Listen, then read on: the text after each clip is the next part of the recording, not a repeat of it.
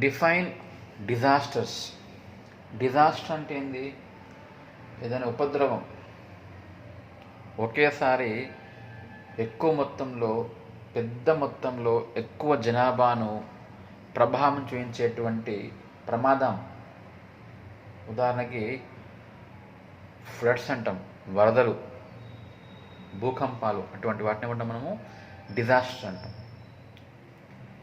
It is defined as any occurrence that causes damage, ecological disruption, loss of human life or deterioration of health.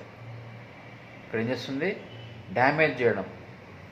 ఇంకా ecological disruption అంటే ఏంది? Ecological, మన యొక్క పర్యావరణం యొక్క సమతుల్యం కోల్పోవడం, తగ్గించడం, చెడగొట్టడం.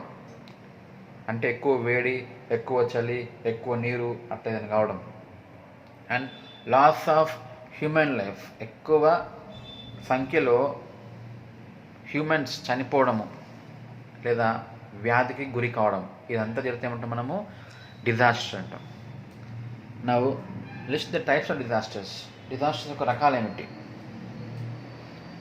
చూద్దాం మనం. They are: first one earthquakes, భూకంపాలు. సెకండ్ వన్ సైక్లోన్స్ అంటాం. సైక్లోన్స్ అంటే అదే పనిగా రోజుల తరబడి, వారాల తరబడి వర్షం పడుతూ ఉండడం. ఇంకా ఫ్లడ్స్, వరదలు. టైడ్స్ వేవ్స్ అంటే బాగా గాలులు రావడం, తుఫాన్ గాలులు రావడం. Land sliders and volcanic eruptions అంటాం. ఈ మన దగ్గర రావు ఇవి. ల్యాండ్ స్లైడర్స్ అంటే ఏంది? ఎక్కువ మోతాదులో ఇసుక జరగడం. ముఖ్యంగా ఎక్కడ ఉంటుందంటే అది మనకు ఎడారిలో ఉంటుందన్నమాట. ఇంకా వాల్కనోస్ అంటే లావా ఉంటుంది కదా, కొండల్లో, గుట్టల్లో ఏమవుతుంది? పగిలిపోయి మధ్యలో లావా వస్తుంది, అది. ఇంకా tornadoes, fires, Hurricanes and snow storms అంటే ఎక్కువ మొత్తంలో గాలి వచ్చి, టోర్నడో అంటే రౌండ్గా తిరుగుతుంటుంది. మీరేమంటారు? మామూలు దాన్ని సుడిగాలి అంటారు. దయ్యం ఉందని ఫీల్ అవుతారు మీరు. అది దాన్ని మనము ఇంగ్లీష్లో ఏమంటాము? టోర్నడో అంటాం. ఫైర్స్ అగ్ని ప్రమాదాలు, హరికేన్స్ గాలితో కూడినటువంటి తుఫాన్ లాంటిది. స్నో స్టార్మ్స్ అంటే మంచు తుఫాను.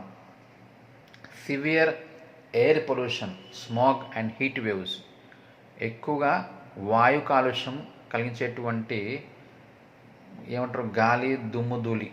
ఇంకా ఫెమైన్స్. ఫెమైన్స్ అంటే ఏంది? అత్యంత తీవ్రమైన కరువు రావడం, వాటర్ లేక కరువు రావడం.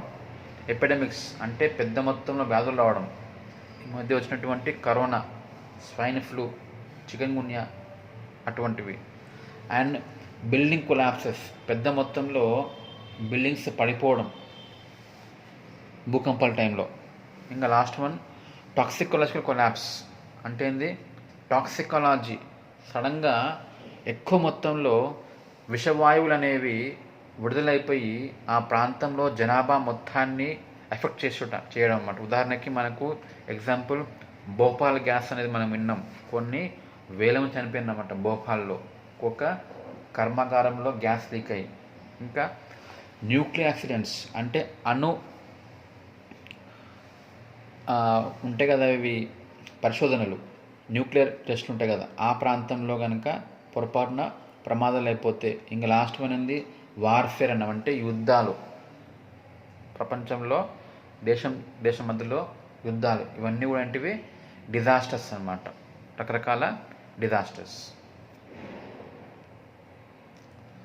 సో ఈ డిజాస్టర్స్ని మనము ఎలా మేనేజ్ చేయాలి, ఎలా మనం వాటిని అదుపులో చేసుకోవాలి, ఎలా కంట్రోల్ చేసుకోవాలో చూద్దాం మనం.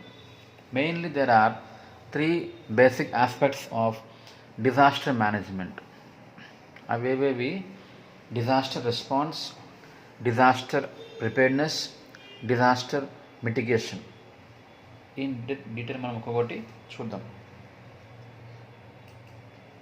First one, disaster impact and response. Due to sudden disaster more number of injuries occur. సడన్గా ప్రమాదం జరిగితే ఏమవుతుంది? ఎక్కువ నంబర్ల సంఖ్యలో గాయాలు ఏర్పడుతుంటాయి అన్నమాట. They need immediate medical treatment and emergency care of mass casualties. వారికి ఇమ్మీడియట్ మనము చికిత్స అందించడంతో పాటు ఎమర్జెన్సీ కేర్ కూడా ఇస్తాం. ఎవరికి? మాస్ క్యాజువాలిటీస్ అంటే ఎక్కువ సంఖ్యలో ప్రమాదానికి గురైన వాళ్ళు. This includes search and rescue. దీంట్లో మనం ఏం చేయాలి?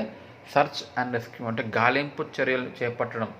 మీకు ఐడియా ఉండొచ్చు, పడవలు ప్రమాదంలో పడిపోయినాయి, మునిగిపోయినాయి, అప్పుడు ఏం చేస్తాం మనము? గాలింపు చర్యలు. రెస్క్యూ కాపాడడం, ఫస్ట్ ఎయిడ్ ప్రథమ చికిత్స, triage and stabilization of victims. బాధితులకి స్టెబిలైజేషన్, వారిని స్థిరపరచడం, మళ్ళీ అంటే ప్రమాదం నుంచి వాళ్ళని కాపాడి స్థిరపరచడం లాంటిది. And redistribution of patients to the other హాస్పిటల్కి తీసుకెళ్ళడము.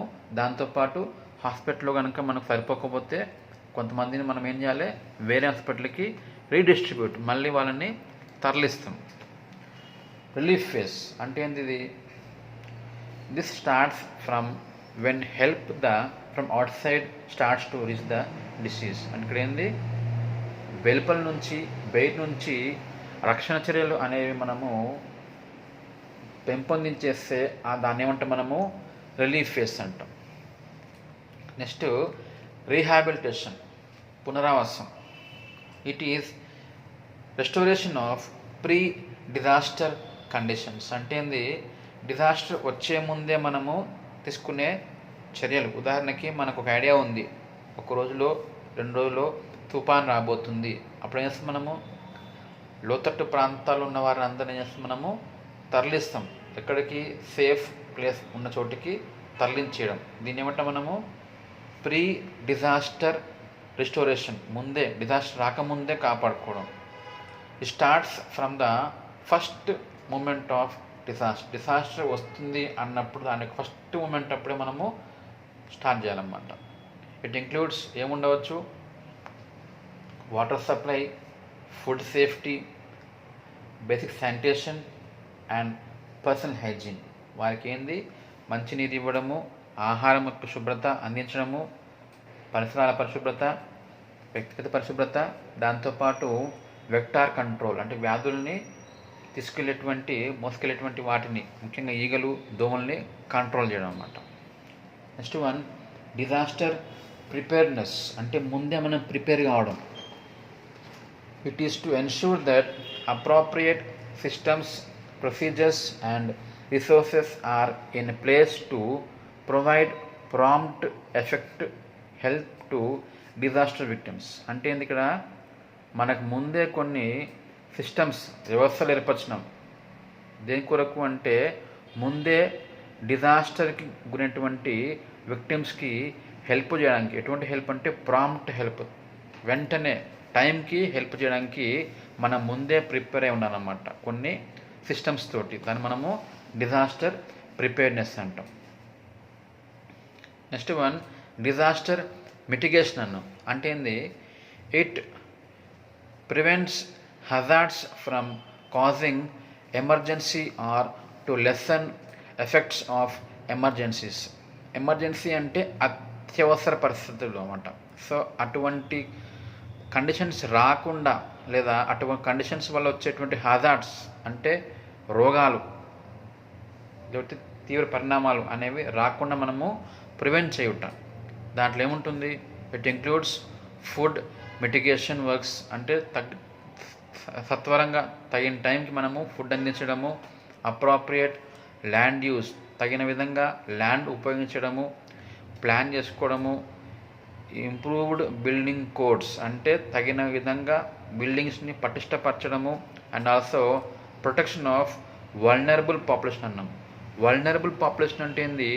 వ్యాధులకు ఈజీగా గురి అయ్యేటువంటి అవకాశం ఉన్న వారిని ఏమంటాం మనము?